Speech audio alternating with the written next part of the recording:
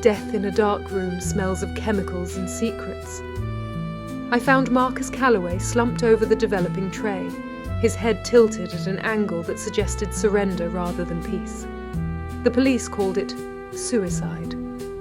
But under the deep crimson glow of the safety lamp, the room told a different story. A single photograph drifted in the fixative bath, half-developed, half-truth. A woman's face turned away from the camera, a man's hand resting on her shoulder. Neither of them wanted to be remembered this way. Callaway once told a client that every photograph is a theft. He just happened to charge for what he'd stolen. I heard footsteps behind me, measured, deliberate. The sound of a man who had stopped pretending he wasn't following me. Miss West.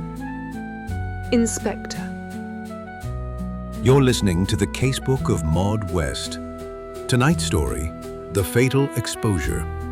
A death dismissed as suicide. A secret sealed in silver nitrate.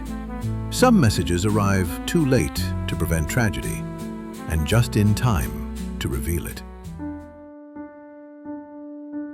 The telegram arrived at breakfast. Not from a client, from Harriet Crane, Callaway's assistant. Her message was blunt enough to bruise the paper. He's dead. They're calling it suicide. It isn't. Come at once. No address was necessary. Everyone in Bloomsbury knew Callaway's studio perched above a bookshop on Museum Street, where reputations were preserved and quietly negotiated. My summons came 2 hours earlier, delivered by a constable who looked as though he'd aged a decade overnight. The chief inspector wanted me on the case personally, a word that always means politics. I asked why Scotland Yard cared about a photographer's suicide. The constable handed me a sealed envelope. Inside was a photograph of a member of parliament in the company of a woman who was not his wife. That was when I knew this case would not be allowed to remain small.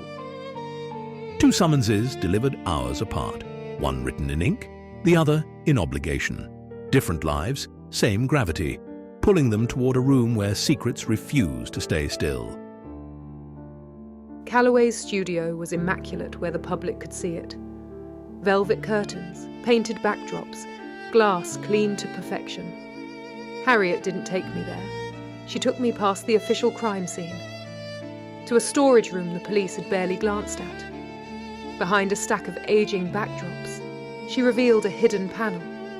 Inside were rows of photographs, dozens of them. London's finest, captured in moments they'd paid dearly to erase. She didn't speak. She didn't have to. I was cataloguing chemicals when I heard footsteps upstairs. Light, purposeful, not police. I found the hidden panel open and Maud West standing inside it. For a moment, neither of us spoke.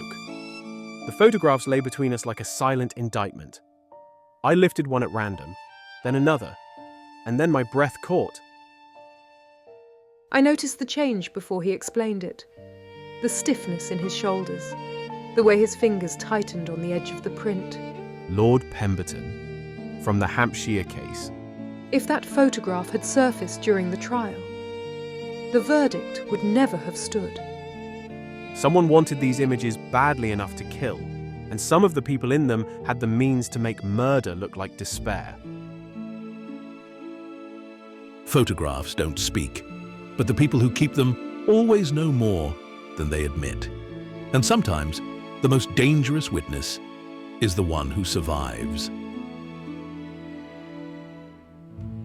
Harriet Crane's flat was small, orderly, and filled with photographs that had nothing to do with scandal. Landscapes, buildings, faces that looked unafraid of the lens.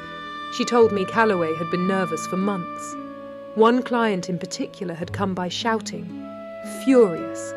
Callaway laughed him off, but checked the hidden panel the moment the man left. 3 nights before his death, she'd seen him update a ledger. The ledger was gone now. She poured tea with hands that trembled just enough to notice. And then she told me what the police hadn't listened to. Callaway hadn't died at the workbench. He'd been found near the door. Cyanide works fast. If he'd taken it himself, he wouldn't have made it that far.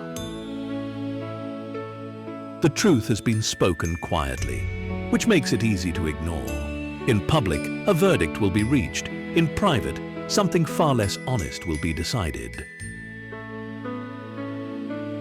The inquest was a performance staged for convenience. The verdict, death by misadventure, arrived before the evidence finished speaking.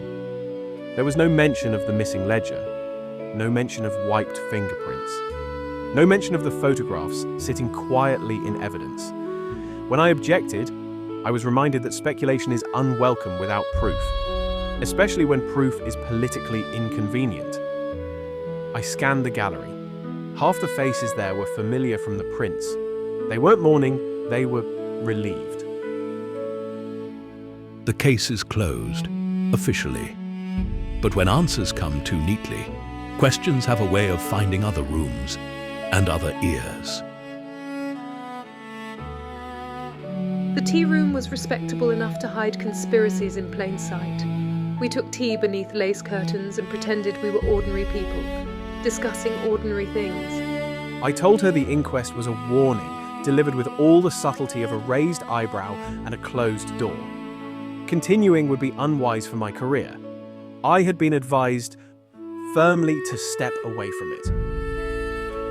I asked him if he intended to do exactly that. I didn't soften the question or dress it up. I watched him over the rim of my teacup, waiting to see whether he would choose safety or consequence. No, I won't step away from it. I've seen what's being buried, and I won't pretend not to have seen it. Good. Then we proceed knowingly. We reconstructed the timeline between scones and silence. Harriet left at 6. A client expected at 8. The body discovered at 9. Whoever killed him came during that window, possibly as the client, possibly instead of him. When understanding can't be reached in daylight, it moves to the margins. And on Museum Street, even the walls remember what the law chooses to forget. Museum Street remembers everything. A shopkeeper spoke of hurried footsteps in the alley around 7:30. A cafe owner remembered a man across the street, tall, rigid, watching the studio for nearly an hour. She described his posture before his face. Military. Unmistakable. He didn't leave until after the lights went out. Whoever he was, he stayed to be sure the building was truly dead. A name changes everything.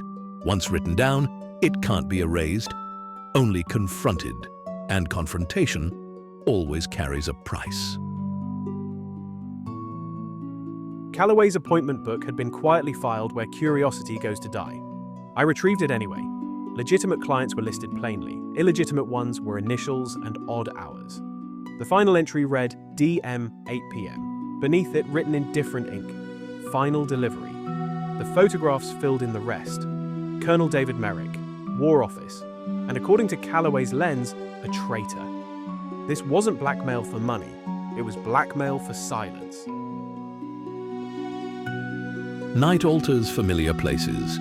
What seemed ordinary by day reveals its true purpose after dark, and not everyone leaves with the same intentions. The studio felt different at night. Shadows gathered where light once lived. We retraced Merik's steps aloud. The alley entrance, the argument, the cyanide forced rather than chosen. Callaway tried to reach the door. He didn't make it.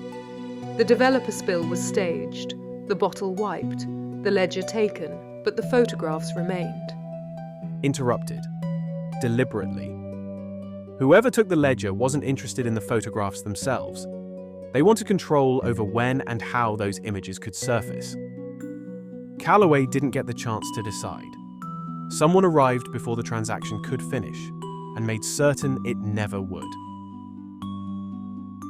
With the truth uncovered but proof still unclaimed, Maud West and Inspector Flynn set a final course, one that requires certainty, restraint, and a willingness to stand in harm's way. Men like Merik don't respond to threats or reason. They respond to the belief that something valuable has slipped beyond their reach. If he thinks the photographs are buried in an archive, he'll wait. If he believes they're in my possession, beyond his authority, he'll come himself. No. Announcing you as the holder of those photographs is reckless, and you know it. Merik doesn't negotiate when he feels cornered.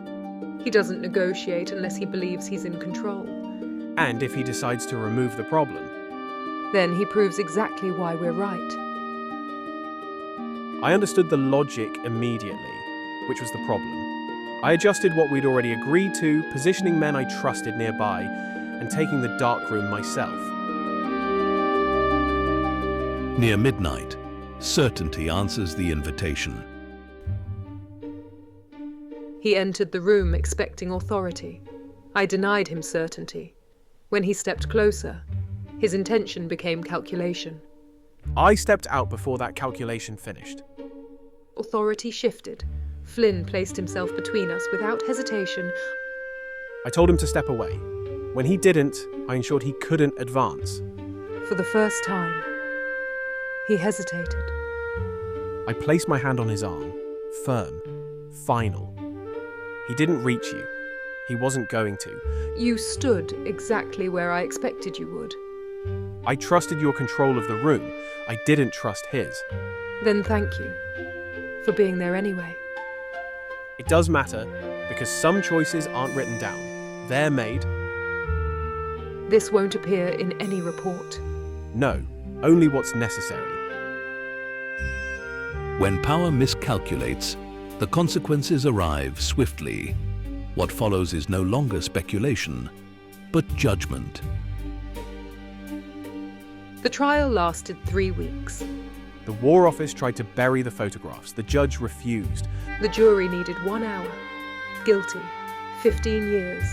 Not justice, but consequence. Harriet took over the studio. She never entered the darkroom again. Justice has spoken, but some echoes don't fade with the verdict. They follow you, quietly, into the morning. Back in my office, I opened my private casebook and wrote "Case closed." I let the words sit for a moment before blotting the page, as though the ink itself required confirmation. The matter was settled, the evidence secured, and the city already busy forgetting the inconvenience of truth. I poured fresh tea and set out 2 cups, before realizing I had no immediate need for the second. I left it anyway. Some habits form quietly, without permission, and announce themselves only after the fact. The morning telegram arrived shortly after. Dinner. Professional consultation required. I replied before I could reconsider. 7 o'clock. Somewhere well lit. No dark rooms. I told myself it was nothing more than professional courtesy. The sort that follows a case concluded without loose ends. As the day wore on, I found my thoughts returning not to the photographs or the ledger, but to the quiet certainty with which Inspector Flynn had moved when it mattered. There had been no question, no hesitation, only presence, reliable, deliberate, the sort one notices only after it has already proven itself.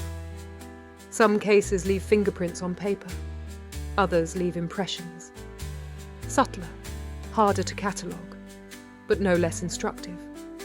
Trust, I've learned, is not announced.